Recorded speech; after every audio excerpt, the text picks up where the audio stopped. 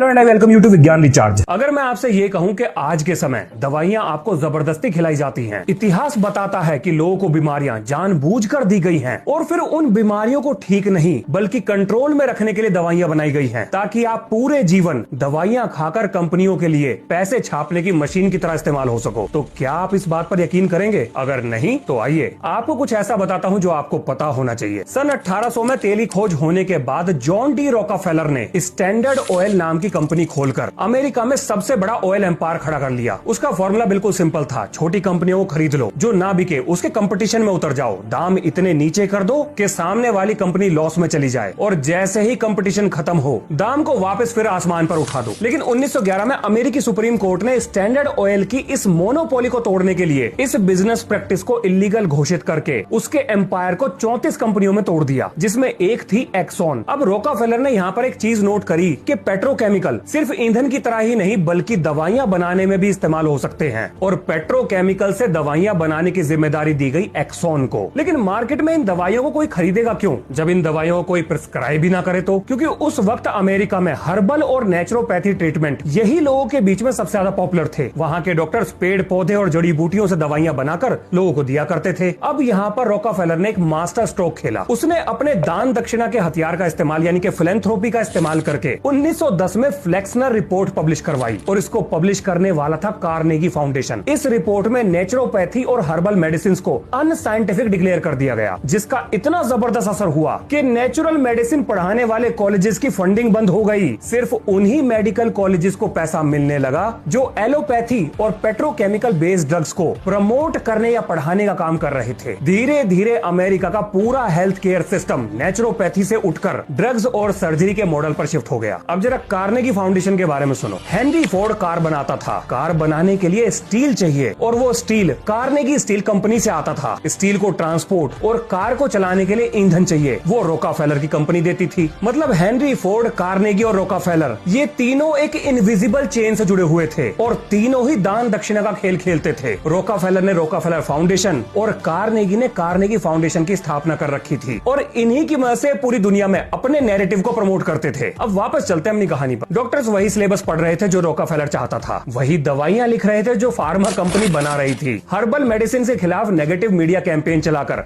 रही सही कसर भी पूरी कर दी गई और नई दवाइयों को मॉडर्न साइंस बताकर उनका ब्रांड बनाया गया और ये था फार्मा एम्पायर के जन्म का असली कारण। अब आगे सुनिए। अब हर्बल मेडिसिन बनाने वाली कंपनीज बंद होने से बचने के लिए केमिकल बेस्ड मेडिसिन को बनाना शुरू कर देती हैं। इन दवाइयों का असली मकसद पेशेंट को ठीक करना नहीं बल्कि उसे परमानेंट कस्टमर बनाना था। रॉकफेलर ने सिर्फ ऑयल को ही कंट्रोल नहीं किया बल्कि हेल्थ केयर की तस्वीर ही बदल दी, यानी जितने ज्यादा बीमार लोग उतना ही ज्यादा पैसा। अब ये सब करने के बावजूद भी रॉकफेलर को और पैसे चाहिए थे और पैसे तभी आएंगे जब और ज्यादा लोग बीमार पड़ेंगे। तो अब सवाल था ये कि लोगों को बीमार कैसे किया जाए, जिसका जवाब था उनकी खाने पीने की आदतें बदल दो। और यही वो पॉइंट बना जहां से रॉकफेलर की एग्रीकल्चर इंडस्ट्री में एंट्री शुरू हुई। रॉकफेलर फाउंडेशन का एक एजेंडा था कि साइंस बेस्ड एग्रीकल्चर को प्रमोट करो। इस फाउंडेशन ने ग्रीन रेवोल्यूशन को जबरदस्त फंड किया। हाइब्रिड क्रॉप्स, पेट्रोकेमिकल फर्टिलाइजर्स और एग्रोकेमिकल्स को मॉडर्न एग्रीकल्चर के नाम पर मार्केट में उतार दिया गया। अमेरिका के किसानों ने सोयाबीन, मक्का और कपास का इतना ज्यादा प्रोडक्शन कर दिया कि मार्केट में डिमांड कोलैप्स कर गई। लेकिन समस्या ये थी कि उस जमाने में इनके तेल को कोई खाता ही नहीं था। तब इन लोगों ने तेल को हाइड्रोजिनेट करना शुरू कर दिया, जिससे उसका रंग, महक और टेक्सचर बदल गया और यहाँ से मार्केट में आया आपका वनस्पति घी, जैसे भारत में इस्तेमाल होने वाला डालडा। अब ये घी मक्खन जैसा दिखता तो था और सस्ता भी था, लेकिन एक समस्या थी, लोगों को इसको इस्तेमाल करने की आदत नहीं थी। तो आदत कैसे डालें? और यहाँ पर एंट्री होती है प्रोपोगेंडा मशीन की। अब रॉकफेलर फाउंडेशन के साथ मिलकर अलग अलग लोगों ने अमेरिकन हार्ट एसोसिएशन को पैसे खिलाए। अब ये याद रखना कि इस समय पर रॉकफेलर मर गया था, लेकिन उसका बिजनेस एम्पायर इसी प्रैक्टिस को फॉलो कर रहा था। अब अमेरिकन हार्ट एसोसिएशन ने एक नैरेटिव को पुश करा कि भैया आपके घी, मक्खन और नेचुरल फैट ये हृदय के लिए, हार्ट के लिए हानिकारक है, खतरनाक है और वेजिटेबल ऑयल हेल्दी है। रॉकफेलर की दान दक्षिणा की मशीन यानी कि फिलैंथ्रोपी वर्क ने एनजीओ के माध्यम से ये जानकारी हर घर तक पहुंचा दी और अब इसका रिजल्ट देखो। जैसे ही वनस्पति घी और वेजिटेबल ऑयल लोगों की डाइट में आए, लोगों में हार्ट डिजीज, ओबेसिटी और डायबिटीज बहुत तेजी से बढ़ने लगा। जब बीमारियां बढ़ी तो मार्केट में दवाइयों की डिमांड एक्सप्लोड हो गई। इसका फायदा सबको मिला। रॉकफेलर की फार्मा केमिकल इंडस्ट्री रातों रात पैसे छापने की मशीन बन गई और यह सब होने पर सिस्टम में सब खुश थे। से डॉक्टर्स की डिमांड बढ़ गई, नए मेडिकल कॉलेज खुल गए, फार्मा कंपनीज का प्रॉफिट आसमान चढ़ गया, पॉलिटिशियंस हो गए, जज हो गए, ब्यूरोक्रेट्स हो गए, सबको अपने अपने हिस्से का पैसा मिल रहा था। और यही वो कारण था जिसकी वजह से इस सिस्टम को रोकना असंभव था। अब जरा भारत की बात सुनो। हमारा देश 1947 में आजाद हो गया और भारत में प्राचीन काल से ही घी और सरसों के तेल को सेहत के लिए अच्छा माना जाता था। अब रोकाफेलर फाउंडेशन की मदद से भारत में एक नैरेटिव को बदलने की कोशिश की गई। आपको जानकर हैरानी होगी कि हमारे देश में ग्रीन रेवोल्यूशन यानी कि हरित क्रांति की फंडिंग रोकाफेलर फाउंडेशन के द्वारा की गई थी। मतलब औरों ने भी फंड किया था, लेकिन रोकाफेलर फाउंडेशन का भी पैसा लगा हुआ था। और इसी के बाद भारतीय किसान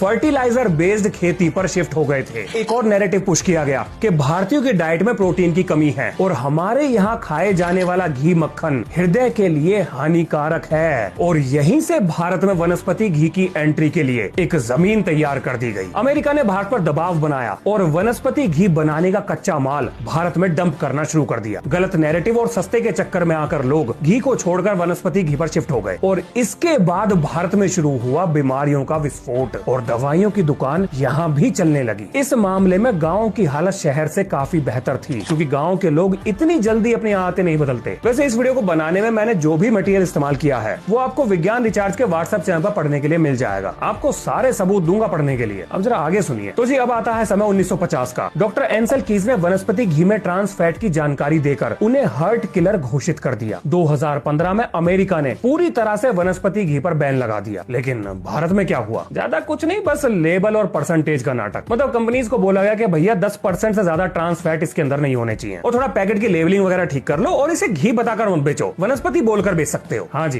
बस इतना ही हुआ था। अब जरा आप ये समझो कि रोकाफेलर की वजह से जो केमिकल इंडस्ट्री खड़ी हुई थी उसने आम लोगों को कैसे रगड़ कर रख दिया। 1970 और 80 के दशक में कोलेस्ट्रॉल को इतना हाइप कर दिया गया कि लोगों ने लाइफ लॉन्ग उसकी मेडिसिन खानी शुरू कर दी, जिसका नतीजा निकला ये कि कोलेस्ट्रॉल को कंट्रोल करने वाली दवाइयां दुनिया में टॉप सेलिंग मेडिसिन बन गई। इसके बाद एक थ्योरी पुश करी गई केमिकल इम्बैलेंस की, कि ब्रेन में केमिकल इम्बैलेंस होने की वजह से लोग डिप्रेशन में जा रहे हैं, जिसका आज तक कोई सॉलिड प्रूफ नहीं मिला है। लेकिन फिर भी एंटी डिप्रेसेंट की मल्टी बिलियन डॉलर मार्केट खड़ी हो गई। डायबिटीज, बीपी, हार्ट डिजीज, ये बीमारियां तो फार्मा कंपनीज के लिए सोने का अंडा देने वाली मुर्गियां हैं। इन बीमारियों को खत्म करने के लिए दवाई नहीं खोजी गई, बल्कि इन्हें कंट्रोल किया गया ताकि लोग दवाइयां खाते रहे और पैसा आता रहे। क्योंकि अगर एक बार इन बीमारियों का परमानेंट इलाज मिल जाता तो मेडिसिन इंडस्ट्री का कस्टमर खत्म हो जाता। भाई साहब, डायबिटीज आज के समय मल्टी बिलियन डॉलर कमाने वाली बीमारी है। इसके नाम पर ही तो दवाइयां बिक रही हैं। आप जरा ये सुनो, अल्सर को पहले स्ट्रेस डिजीज के नाम से जाना जाता था। डॉक्टर्स अपने मरीज को एंटासिड देकर फार्मा कंपनीज को बिलियंस ऑफ डॉलर कमाने में मदद कर रहे थे। फिर 1982 में बैरी मार्शल और रॉबिन वैरन ने ये साबित कर दिया कि अल्सर बैक्टीरिया की वजह से होता है और उसे एंटीबायोटिक्स देकर ठीक किया जा सकता है। उनकी बातों पर किसी ने यकीन नहीं करा, उनकी रिसर्च को दबाने की कोशिश की गई। फिर इन दोनों साइंटिस्ट ने अपने खुद के ऊपर एक्सपेरिमेंट किए और अपनी बात को सिद्ध करने के बाद इन्हें बाद में चलकर नोबेल प्राइज दिया गया। यही हाल आपके पोलियो वैक्सीन का था। 1955 में जोनास साल्क ने पोलियो का जब परमानेंट इलाज दे दिया तो रिहैब और लाइफ लॉन्ग सपोर्ट प्रोवाइड करने वाली कंपनीज पूरी तरह से रातों रात खत्म हो गई थी। लोगों के धंधे बंद हो गए थे। एक दवा थी ऑक्सीकॉन्टिन, इसको नॉन एडिक्टिव बताकर प्रमोट किया गया था। डॉक्टर्स को इंसेंटिव दिए गए ताकि वो इस दवाई को लिखें। नतीजा, लाखों लोग इसके एडिक्ट बन गए, जिसमें से हजारों लोग मारे गए। जब कोर्ट केस हुआ तो ये पता लगा कि कंपनी को ये बात पहले से ही पता थी कि ये दवाई एडिक्टिव है, लेकिन फिर भी जानबूझकर ये बात छुपाते हुए इसको बाजार में बेचा गया।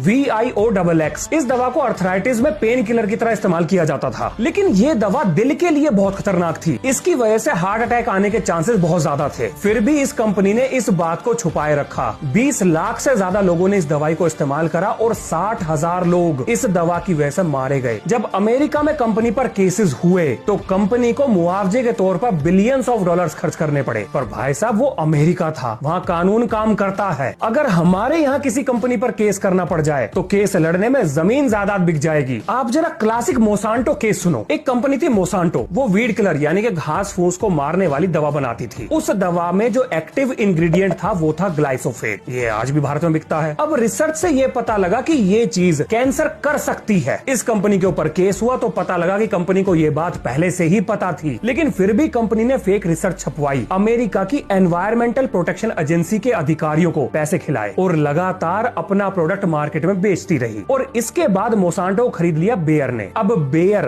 कैंसर ट्रीटमेंट की दवा बनाती है। अब जरा आप चीजों को जोड़ो, एक ही कंपनी ऐसी चीज बना रही है जो कैंसर करती है और वही कंपनी कैंसर के इलाज में इस्तेमाल होने वाली दवाइयां भी बना रही है। क्या अभी भी आपको ऐसा लगता है कि आप बाई चांस बीमार होते हो? अब इससे ज्यादा मैं और क्या कहूं। लेकिन अब बड़ा सवाल ये है कि आखिर ये सिस्टम काम कर कैसे रहा है।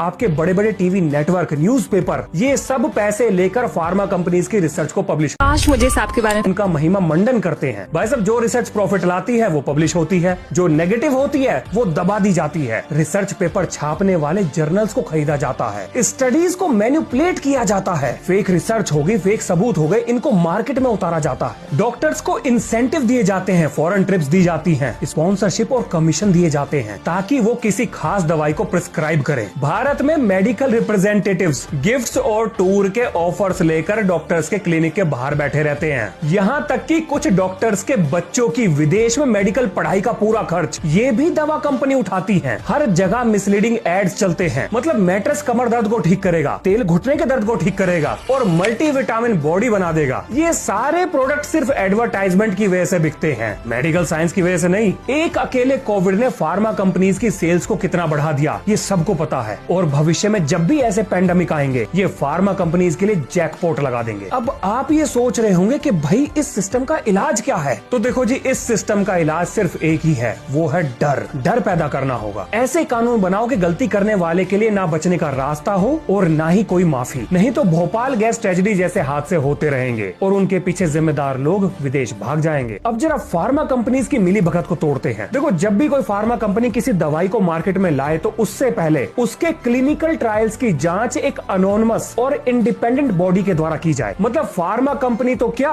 किसी गवर्नमेंट ऑफिशियल को भी ये बात ना पता हो कि आखिर उस दवा की जांच कर कौन रहा है और इस सारी जांच का खर्चा फार्मा कंपनी बियर करेगी। अगर रिपोर्ट गलत आती है तो जुर्माना और पेनल्टी, और अगर सही आती है तभी वो दवा मार्केट में उतारी जाए। और बिल्कुल यही सेम सिस्टम खेती में इस्तेमाल होने वाली दवाइयों पर भी लगना चाहिए। इसके अलावा आपको ये भी याद होगा कि भारत में देसी घी और सरसों के तेल को डेमोनाइज किया गया था, यानी कि उसे हार्ट के लिए अनहेल्दी बताकर अनपॉपुलर करने की कोशिश की गई थी। भाई साहब, हमें अपने लाइफस्टाइल और खाने में बदलाव करने पड़ेंगे। आप जरा लोगों का दोगलापन देखो। जो एक्टर्स खुद बर्गर नहीं खाते वो बर्गर का ऐड कर रहे हैं, जो शुगर नहीं खाते वो सोडा ड्रिंक को प्रमोट कर रहे हैं। किसी को डर के आगे जीत चाहिए तो किसी को कुछ तूफानी करना है। ये सब देखकर आपको सवाल पूछना चाहिए कि भाई साहब, किसी का ईमान या जमीर जिंदा है या मर गया? लोगों को ऐसी चीजें खाने पीने के लिए वो लोग प्रमोट कर रहे हैं जो वो खुद कभी नहीं खाते। ये सब के सब मुंह के अंदर पैसे ठूस कर बैठे हैं। हमें अपने देश की पुराने खाने पीने की आदतों को अपनाना पड़ेगा। मोटे अनाज जैसे ज्वार, बाजरा, रागी ये सेहत के लिए अच्छे होते हैं। आज यही चीजें फॉरेन कंपनी हमारे देश में ब्रांड बनाकर बेच रही हैं। मतलब जो ओट्स हमारे दादा परदादा के जमाने में खाए जाते थे, आज वो हम पैकेट में खरीद कर खा रहे हैं। बहुत से देशों में तो प्रोसेस्ड फूड के ऊपर वार्निंग लिखी होती है कि इसके अंदर ये केमिकल है और इससे ये बीमारी होगी। ये सिस्टम हमें भी अपने देश में लाना पड़ेगा। प्रोसेस्ड फूड के ऊपर वार्निंग लिखी होनी चाहिए ताकि लोग अनजाने में बीमारियों का शिकार न बने। और सबसे जरूरी, बच्चों को बचाओ। स्कूल्स और कॉलेजेस में प्रोसेस्ड और फास्ट फूड पर बैन लग जाना चाहिए। तो स्कूल में सिर्फ हेल्दी ऑप्शन ही होना चाहिए। इसके अलावा इंडियन मेडिकल एजुकेशन में भी बदलाव की जरूरत है। आज के समय जो पढ़ाई का सिस्टम है वो फार्मा ड्रिवन है, वो बचाव से ज्यादा इलाज पर फोकस करता है। इसको बदलने की जरूरत है। ऐसे वेल क्वालिफाइड और ईमानदार डॉक्टर्स की टीम बनाकर जो भारत और भारतीयों की जरूरत के हिसाब से मेडिकल कॉलेजेस की स्टडीज को डिजाइन कर सकें, उन सभी को एक प्लेटफॉर्म पर लाने की जरूरत है। अब इतनी बात कर लिए तो जरा कानून पर चलो। हमारे देश में कानून एग्जिस्ट करता है, ड्रग्स एंड कॉस्मेटिक एक्ट 1940, जिसमें 2008 से पहले नकली दवाई बनाने पे या पकड़े जाने पर 5 साल की कैद और लगभग 10,000 के आसपास जुर्माना था। 2008 में इसमें संशोधन किया गया और कम से कम 10 साल की कैद और 10 लाख के जुर्माने का प्रावधान कर दिया गया। अब ये जेल इससे ज्यादा भी हो सकती है और ऐसे केसेस में पुलिस बिना वारंट के एक्यूज्ड को गिरफ्तार करके जेल भेज सकती है और उसे बेल नहीं मिलेगी। अब आपको ऐसा लग रहा होगा कि बहुत सख्त कानून है भाई, आइए इसकी जरा सख्ती दिखाता हूँ आपको। भाई साहब, कोविड में नकली दवाई बेचने वाले को मिलॉर्ड ने जमानत दे दी थी, तो कानून बनाने से क्या होता अगर वो लागू ही ना हो तो? हमारे सिस्टम में बहुत लूप होल्स हैं, इन्हें भरने की जरूरत है। जिटर में छपी हुई एक रिपोर्ट के हिसाब से भारत में 20% दवाइयां नकली हैं, यानी हर 10 में से 2 दवाई नकली हैं। जिसको रोकने करने के लिए हमें और सख्त कानून चाहिए। सबसे पहले फेक मेडिसिन के लिए जीरो टॉलरेंस। हर दवा के ऊपर एक उसका यूनिक QR कोड होना चाहिए, जिससे उसकी मैन्युफैक्चरिंग डेट, उसकी ऑथेंटिसिटी, उसकी एक्सपायरी और उसके सस्ते अल्टरनेटिव की जानकारी मिल सके। अगर वहां से डाटा ना मिले तो तुरंत उसकी कंप्लेंट की जानी चाहिए। जिसके बाद रिटेलर, डिस्ट्रीब्यूटर, मैन्युफैक्चरर सबको लाइन हाजिर कर दो। और अगर यहाँ पर कंप्लेंट झूठी निकले तो जिसने कंप्लेंट करी उसको पकड़ो। कानून के सामने सब बराबर हो, मतलब जो पकड़ा जाए उसकी प्रॉपर्टी को सीज करो, उम्र कैद हो। हमारे समाज को ऐसे व्यक्ति की कोई जरूरत नहीं जो समाज के ही नाश पर तुला हुआ हो। रॉकफेलर ने एक सेंचुरी पहले एक सिस्टम बनाया था जिसमें प्रॉफिट इंसानियत से ज्यादा बड़ा था। और अब वक्त आ गया है कि भारत एक नया सिस्टम बनाए जहां पेशेंट एक कस्टमर नहीं बल्कि इंसान हो और गलती करने वाला डरे बचकर ना निकल पाए। अब यहाँ पर एक